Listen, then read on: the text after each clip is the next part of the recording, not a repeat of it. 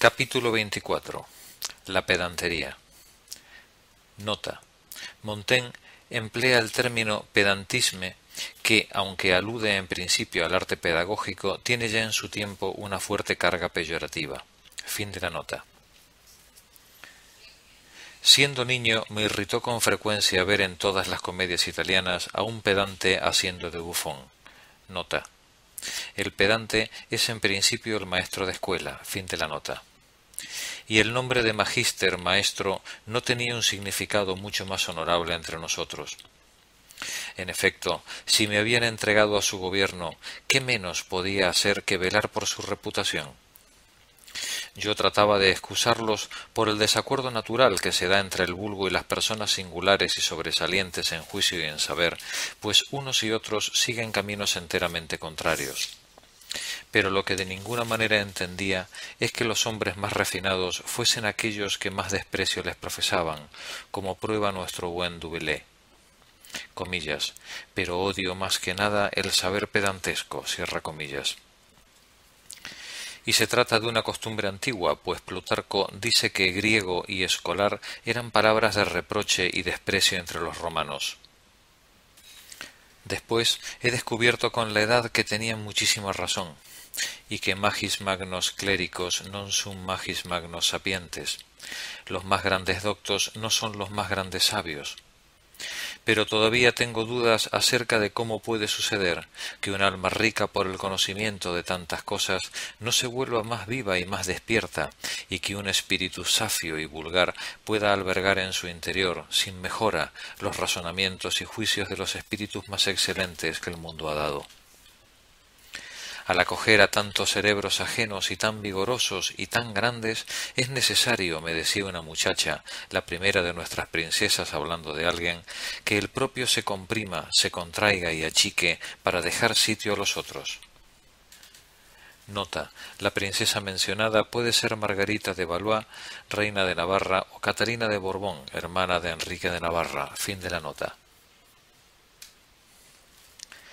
Me gustaría decir que así como las plantas se ahogan por exceso de agua y las lámparas por exceso de aceite, lo mismo le ocurre a la acción del espíritu por exceso de estudio y de materia. Ocupado e impedido por una gran variedad de cosas, perdería la capacidad de desenvolverse y tal peso le mantendría corvo y encogido. Pero no sucede así. El alma, en efecto, se ensancha a medida que se llena. Y en los ejemplos de la antigüedad se ve, por el contrario, que hombres hábiles en el manejo de los asuntos públicos, grandes capitanes y grandes consejeros en las cuestiones de Estado, fueron a la vez muy doctos. Y en cuanto a los filósofos apartados de toda ocupación pública, a decir verdad, fueron también alguna vez despreciados por la libertad cómica de su tiempo. Sus opiniones y costumbres los hacían ridículos. Nota. Por ejemplo, Sócrates es ridiculizado en las nubes por Aristófanes. Fin de la nota. ¿Quieres que sean jueces de los derechos de un proceso, de las acciones de un hombre? Están muy dispuestos. Indagan además si hay vida, si hay movimiento, si el hombre es cosa distinta del buey, qué es hacer y padecer, qué clase de animales son las leyes y la justicia. ¿Hablan del magistrado o le hablan? Lo hacen con una libertad irreverente e incivil. Oyen alabar a su príncipe o a un rey. Para ellos es un pastor, ocioso como un pastor, dedicado a esquilmar y a esquilar a sus animales, pero con mucha mayor rudeza que un pastor. ¿Consideras a alguien más grande porque posee 2000 fanegas de tierra? Se burlan, acostumbrados como están a abrazar el mundo entero como su posesión. ¿Te jactas de tu nobleza porque cuentas 7 antepasados ricos? Te consideran poca cosa porque no concibes la imagen universal de la naturaleza y como todos nosotros hemos tenido predecesores ricos, pobres, reyes, criados, griegos y bárbaros. Y aunque fueras el 50º descendiente de Hércules, les parecerías vano por dar valor a este regalo de la fortuna. De este modo, el vulgo los desdeña por ignorantes de las cosas primeras y comunes, por presuntuosos e insolentes. Pero esta pintura platónica se aleja mucho de la que conviene a nuestra gente. A aquellos se le envidiaba por estar por encima de la usanza común, por despreciar las acciones públicas, por haber establecido una vida particular e inimitable ajustada a ciertos razonamientos elevados e inútiles. A estos se les desprecia porque están por debajo de la usanza común, porque son incapaces para los cargos públicos, porque arrastran una vida y unas costumbres bajas y abyectas siguiendo al vulgo. Comillas. Aborrezco a los hombres débiles en la acción, filósofos en las palabras. Cierra comillas. En cuanto a esos filósofos, digo, así como eran grandes en ciencia, lo eran más aún en cualquier acción. Se dice de aquel geómetro de Siracusa que, apartado de la contemplación para poner en práctica alguna cosa en defensa de su país, puso de inmediato en marcha unos ingenios terribles y cuyos efectos superaban toda creencia humana. Él mismo, sin embargo, desdeñaba esa manufactura y pensaba que con ella había corrompido la dignidad de su arte, del cual sus obras no eran más que un aprendizaje y un juguete. Nota: se trata de Arquímedes. Fin de la nota. De igual manera, esos filósofos, si alguna vez se les sometió a la prueba de la acción, se elevaron tanto que se evidenció que su ánimo y su alma se habían enriquecido y habían aumentado gracias a la inteligencia de las cosas. Pero algunos, viendo que la sede del gobierno político estaba ocupada por hombres incapaces, se echaron atrás. Y aquel que preguntó a Crates hasta cuándo habría que filosofar, recibió esta respuesta, comillas, hasta que los arrieros dejen de dirigir nuestros ejércitos. Cierra comillas. Heráclito cedió la realeza a su hermano, y a los efesios que le reprochaban pasar el tiempo jugando con los niños delante del templo, les dijo, abre comillas, ¿no es mejor hacer esto que gobernar los asuntos con vosotros? Cierra comillas. Otros, por tener la imaginación situada por encima de la fortuna y el mundo, encontraron bajos y viles las sedes de la justicia y aun los tronos de los reyes. Y Empédocles rehusó la realeza que los agrigentinos le ofrecieron. A tales, por haber denunciado alguna vez el afán por la administración y el enriquecimiento, le reprocharon que lo hacía como el zorro, porque no alcanzaba. Le vinieron ganas, como pasatiempo, de hacer el experimento y, rebajando por una vez su saber al servicio del provecho y la ganancia, fundó un negocio que en un año le proporcionó riquezas tan grandes que los más experimentados del oficio apenas podían lograrlas, parecidas en toda una vida. Aristóteles cuenta que algunos llamaban a éste y a Anaxágoras y a sus semejantes sabios pero no prudentes, porque no se aplicaban lo suficiente a las cosas más útiles. Aparte de que no digiero bien la diferencia entre tales palabras, no sirve de excusa a mi gente. Y viendo la baja e indignante fortuna con la cual se contentan, más bien tendríamos motivos para pronunciar ambas, que ni son sabios ni son prudentes. Abandono la primera razón, y creo que vale más decir que el mal proviene de la mala manera en que se aplican a las ciencias, y que habida cuenta el modo en que se nos instruye, no es asombroso que ni escolares ni maestros se vuelvan más capaces aunque se hagan más doctos. En verdad, la solicitud y el gasto de nuestros padres no tienen otra mira que amueblarnos la cabeza de ciencia. En cuanto al juicio y a la virtud, pocas noticias. Grítale a nuestro pueblo de alguien que pasa, «Oh, qué hombre más docto», y de otro, «Oh, qué buen hombre». No dejará de dirigir mirada y respeto hacia el primero. Debería haber un tercero que gritara, «Oh, qué cabezas más torpes». Nos preguntamos de buena gana, ¿sabe griego o latín? ¿Escribe en verso o en prosa? Pero lo principal es si se ha vuelto mejor y más sensato, y eso es lo que se olvida. Habría que preguntar, ¿quién sabe mejor, no quién sabe más? Nos esforzamos solo en llenar la memoria y dejamos el entendimiento y la conciencia vacíos. Los pájaros salen a veces a buscar grano y se lo llevan en el pico sin probarlo, para dar de comer a sus crías. De la misma manera, nuestros pedantes se dedican a rapiñar la ciencia en los libros y no la albergan sino en la punta de los labios, solo para verterla y lanzarla al viento. Es asombroso cuán propiamente la necedad se alberga en mí. ¿No es esto mismo lo que hago yo en la mayor parte de esta composición?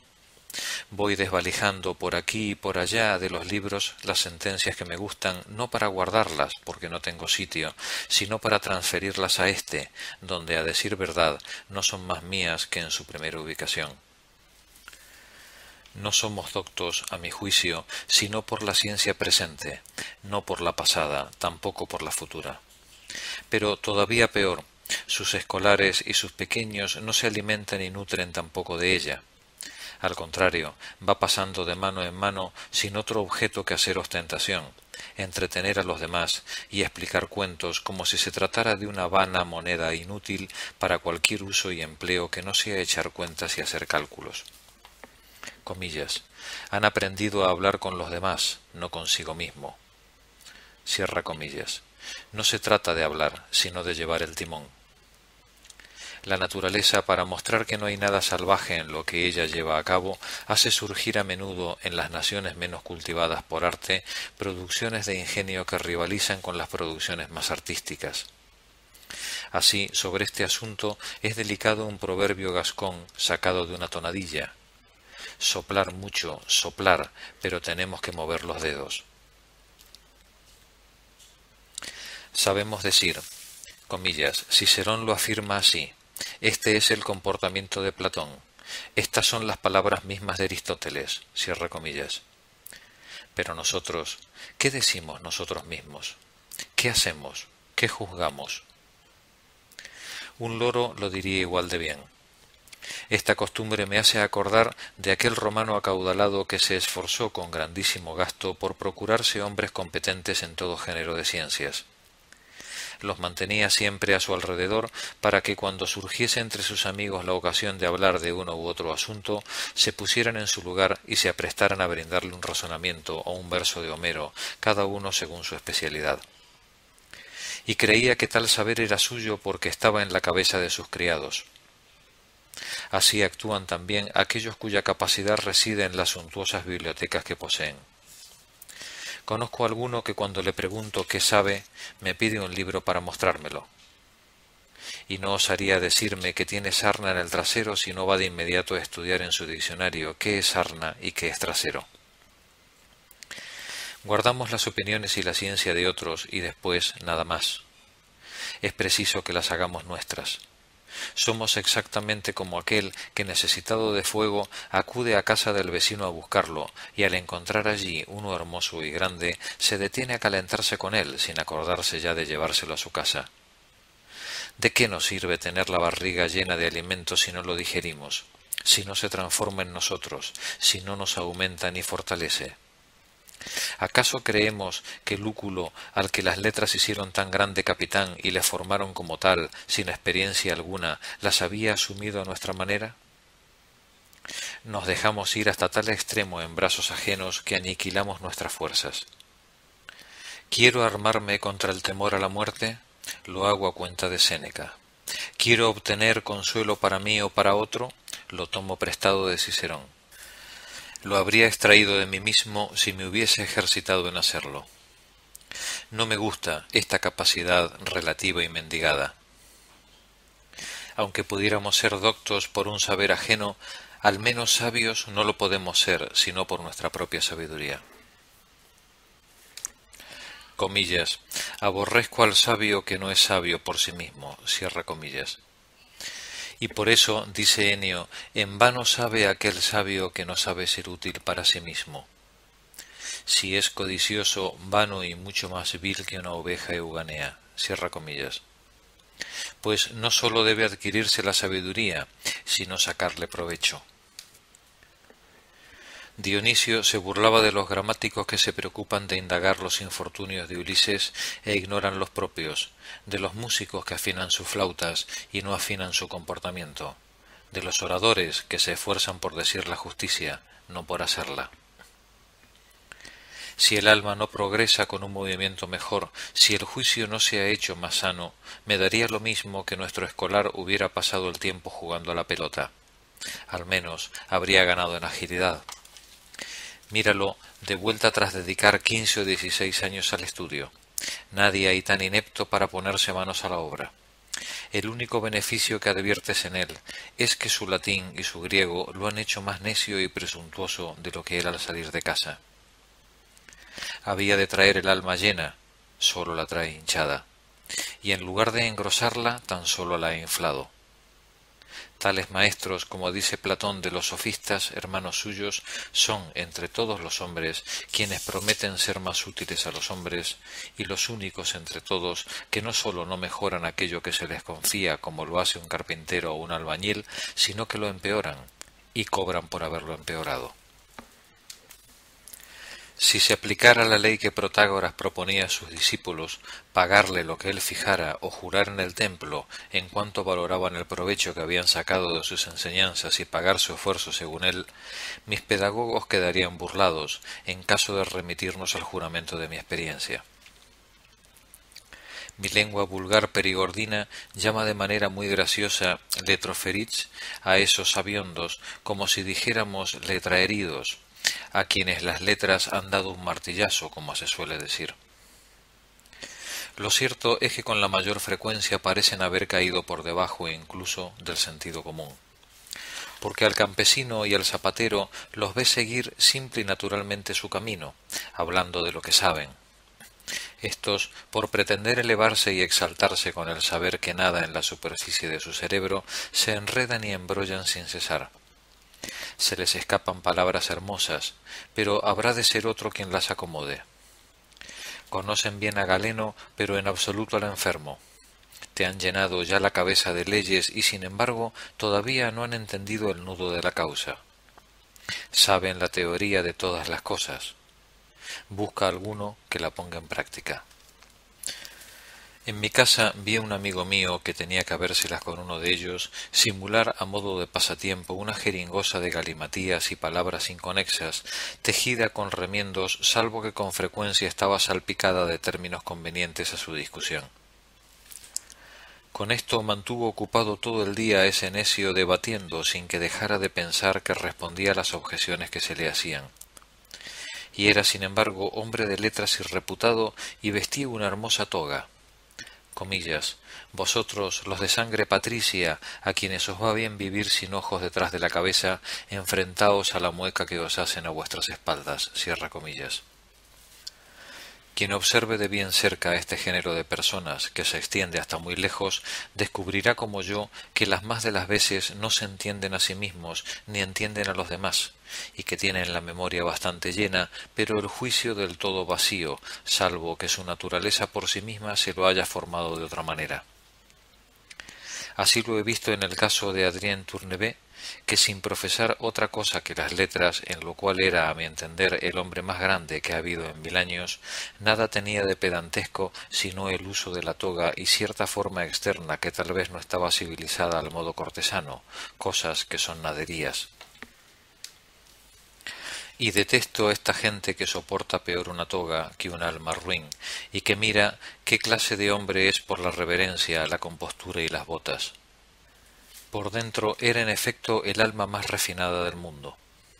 A menudo lo he llevado deliberadamente a asuntos alejados de su uso. Veía tan claro en ellos, con una comprensión tan pronta, con un juicio tan sano, que parecía no haber ejercido nunca otra profesión que la guerra y los asuntos de Estado. Se trata de naturalezas bellas y fuertes, comillas, en las cuales el titán moldeó las entrañas con arte benigno y mejor barro, cierra comillas. Nota. Adrien Tournevet, profesor del College Royal y gran editor de textos antiguos, es también autor de una defensa de la tolerancia religiosa y de una obra polémica contra los jesuitas. Montaigne manifiesta de nuevo su admiración por él en el capítulo 2, 17. Fin de la nota. Se trata de naturalezas bellas y fuertes, que persisten a través de una mala formación. Ahora bien, no basta con que la formación no nos corrompa, debe hacernos mejores. Algunos de nuestros parlamentos, cuando han de admitir magistrados, los examinan solamente sobre la ciencia. Los otros añaden además la prueba del entendimiento, presentándoles el juicio de alguna causa. Me parece que el estilo de estos últimos es mucho mejor, Y aun cuando ambos elementos sean necesarios y haga falta que se den los dos, el saber es en verdad menos valioso que el juicio. Este elemento puede arreglársela sin el otro, pero no el otro sin él. Pues, como dice el verso griego, ¿para qué sirve la ciencia si se carece de entendimiento? Ojalá que por el bien de nuestra justicia estas asambleas se hallaran tan provistas de entendimiento y de conciencia como lo están todavía de ciencia. Comillas, no aprendemos para la vida sino para la escuela, cierra comillas. Ahora bien, no debe adherirse el saber al alma, debe incorporárselo. No hay que rociarla, hay que teñirla con él. Y si no la cambia y corrige su estado imperfecto, ciertamente es mucho mejor dejarla como está. Es una espada peligrosa y que estorba y daña a su amo si se encuentra en unas manos débiles y que no conocen su uso. Comillas, sería mejor que no hubiesen aprendido nada, cierra comillas. Tal vez radique ahí la causa de que ni nosotros ni la teología exijamos mucha ciencia a las mujeres, y de que Francisco, duque de Bretaña, hijo de Juan V, cuando le hablaron de su matrimonio con Isabel, hija de Escocia, y le añadieron que la había criado de manera simple y sin instrucción alguna en letras, respondió que lo prefería así, y que una mujer era docta de sobra si sabía distinguir entre la camisa y el jubón de su marido. Asimismo, no es tan asombroso como se proclama que nuestros antepasados no hicieran mucho caso de las letras, y que aún hoy éstas no se encuentran sino por casualidad en los principales consejos de nuestros reyes. Y si la finalidad de enriquecerse, única que hoy se nos propone por medio de la jurisprudencia, la medicina, la pedantería, la enseñanza y hasta la teología, no les otorgase crédito, las vería sin duda tan miserables como jamás lo han estado. ¿Qué daño habría si no nos enseñan ni a pensar bien ni a obrar bien? Comillas, desde que aparecieron los doctos, faltan los buenos, cierra comillas. Cualquier otra ciencia es dañina para quien carece de la ciencia de la bondad. Pero la razón que yo buscaba hace un momento no residirá también en otra cosa. Dado que en Francia el estudio apenas tiene otro objetivo que el provecho, se entregan las letras menos de aquellos a quienes la naturaleza ha hecho nacer para cometidos más nobles que lucrativos, o lo hacen muy brevemente, se retiran antes de haberse aficionado a los libros a una profesión que nada tiene en común con ellos. Así pues, de ordinario sólo queda para implicarse por entero en el estudio la gente de baja fortuna, que busca en él un medio de vida. Y las almas de esta gente son por naturaleza y por formación familiar y ejemplo de la más baja aleación. De ahí que represente falsamente el fruto de la ciencia. Porque ésta no puede dar luz al alma que no la tiene, ni hacer ver al ciego. Su función no es dotarle de vista, sino orientársela, ordenar sus pasos con tal de que tenga pies y piernas de suyo rectas y capaces. Nota. Platón, República 7.518 CD. La educación no es como proclaman algunos, los sofistas. Afirman que cuando la ciencia no está en el alma, ellos la ponen como si se pusiera la vista en ojos ciegos. La educación sería el arte de volver este órgano del alma del modo más fácil y eficaz en que puede ser vuelto, mas no como si se le infundiera la vista, puesto que ya la posee, sino en caso de que se lo haya girado incorrectamente y no mire a donde debe, posibilitando la corrección. Fin de la nota. La ciencia es una buena droga, pero ninguna droga es bastante fuerte para preservarse sin alteración ni corrupción, según el vicio del vaso que la contiene. Hay quien tiene la vista clara, pero no la tiene recta, y por lo tanto ve el bien y no lo sigue, y ve la ciencia y no se sirve de ella. El precepto principal de Platón en su República es atribuir los cargos a los ciudadanos de acuerdo con su naturaleza. La naturaleza lo puede todo y lo hace todo. Los cojos no son aptos para los ejercicios del cuerpo, ni las almas cojas para los ejercicios del espíritu. Las bastardas y vulgares son indignas de la filosofía. Cuando vemos a un hombre mal calzado, decimos que no es de extrañar que sea zapatero. De igual manera, parece que la experiencia nos presenta a menudo al médico peor medicado, al teólogo menos reformado y por regla general al docto menos capaz que nadie. Aristón de Quíos tenía razón en tiempos antiguos al decir que los filósofos perjudicaban a sus oyentes, pues la mayoría de las almas no son adecuadas para aprovechar tal enseñanza, que si no beneficia, daña. Comillas, de la escuela de Aristipo salen licenciosos, de la de Zenón rígidos, cierra comillas. Encontramos en la bella formación que Jenofonte atribuye a los persas que enseñaban la virtud a sus hijos como las demás naciones les enseñan las letras. Platón cuenta que el hijo mayor en la sucesión real era criado de la siguiente manera. Cuando nacía lo entregaban no a mujeres sino a eunucos de primera autoridad en el entorno de los reyes a causa de su virtud. Ellos se encargaban de volver su cuerpo hermoso y sano, y a los 7 años le enseñaban a montar a caballo y a ir de caza. Una vez cumplidos los 14, los ponía en manos de 4, el más sabio, el más justo, el más sobrio, el más valiente de la nación. El primero le enseñaba la religión, el segundo a ser siempre veraz, el tercero a dominar sus deseos, el cuarto a no tener miedo a nada.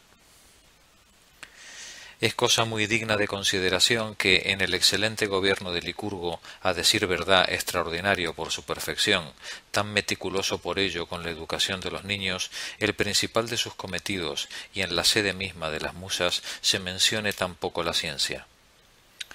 Como si aquella noble juventud, desdeñosa de cualquier otro yugo que no fuese el de la virtud, hubiera habido que proporcionarle, en vez de nuestros maestros de ciencia, tan solo maestros de valentía, prudencia y justicia. Un ejemplo que Platón siguió en sus leyes. La forma de su enseñanza consistía en hacerles preguntas acerca del juicio de los hombres y de sus acciones. Y si condenaban o elogiaban tal personaje o tal hecho, habían de razonar lo que decían, y de este modo aguzaban el entendimiento y a la vez aprendían derecho.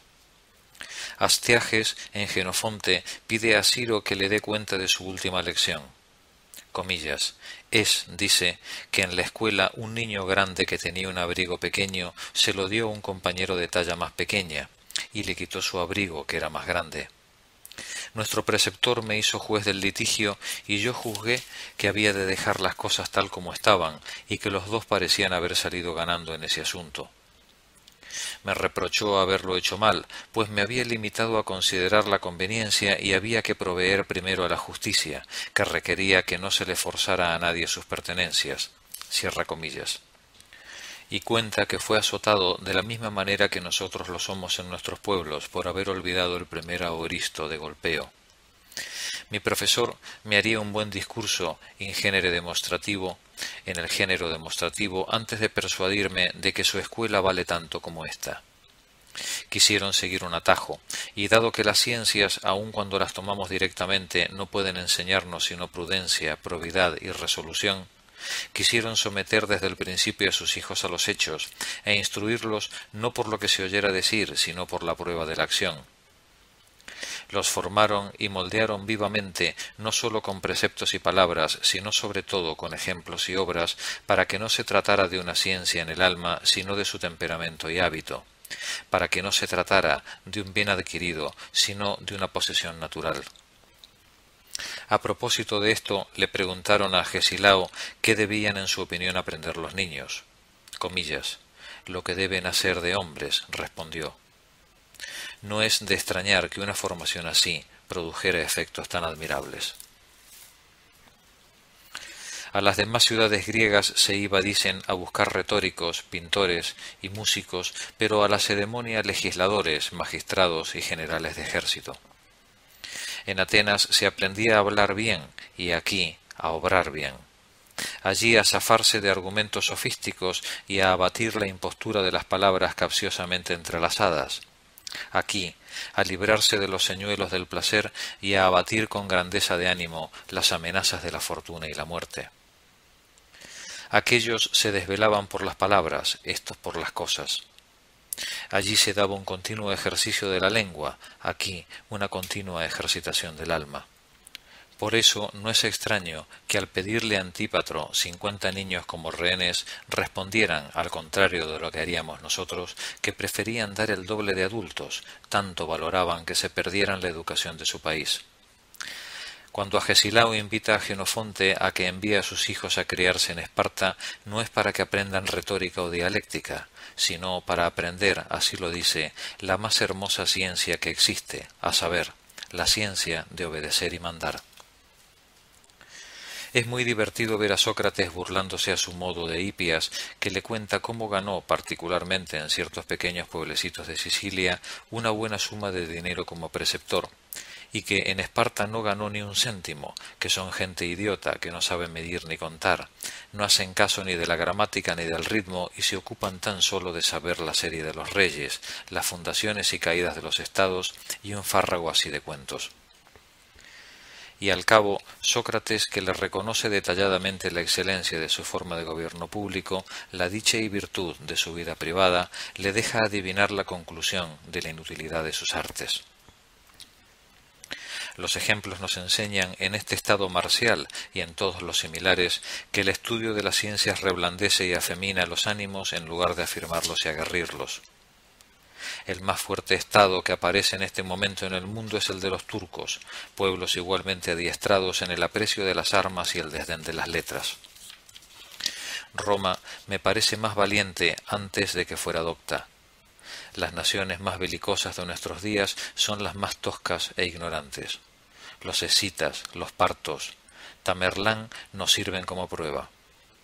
Cuando los godos asolaron Grecia, lo que salvó a todas las bibliotecas de ser incendiadas fue que uno de ellos difundió la opinión de que había de dejar tal bien mueble entero a los enemigos, pues era útil para apartarlos del ejercicio militar y entretenerlos en ocupaciones sedentarias y ociosas.